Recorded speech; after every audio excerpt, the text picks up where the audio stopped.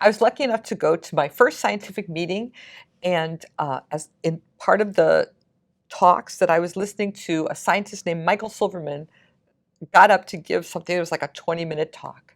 And he told this story about how this beautiful glow-in-the-dark bioluminescent bacteria made light, but only when the bacteria were in a group. And so what I mean by that is when they were lone or dilute, they didn't make light, but when they grew to a certain number, they all turned on light together. And what he had discovered was that the bacteria make a molecule, which is like a word. They release it. As the bacteria grow, the molecule accumulates, and at a particular amount of that molecule, which tracks with cell number, all the bacteria turned on light together. And so he had shown that these bacteria could act as a collective and do this odd behavior, which is to make bioluminescence. And I remember sitting there thinking, I have been working on bacteria for my whole undergraduate and graduate career. I'm kind of an expert. How come I've never heard that bacteria could do something like that, which is to act as a group? And so it was the only epiphany of my life.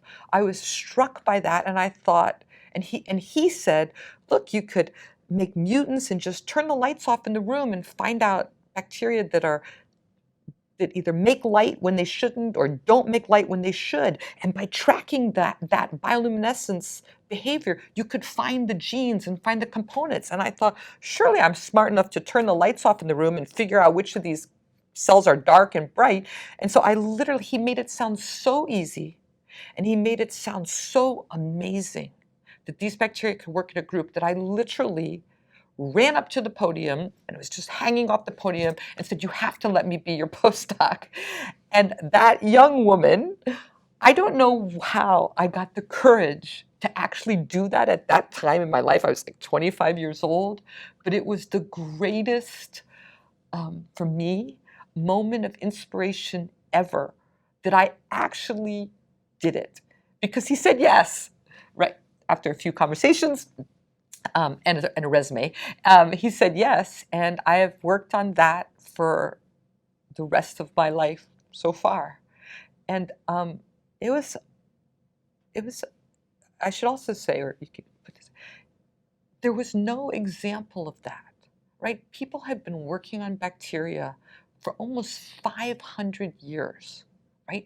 Bacteria have been investigated by scientists more than any other organism on Earth. And how they missed that they could work in groups and how he found that they could work in groups, I can't explain that.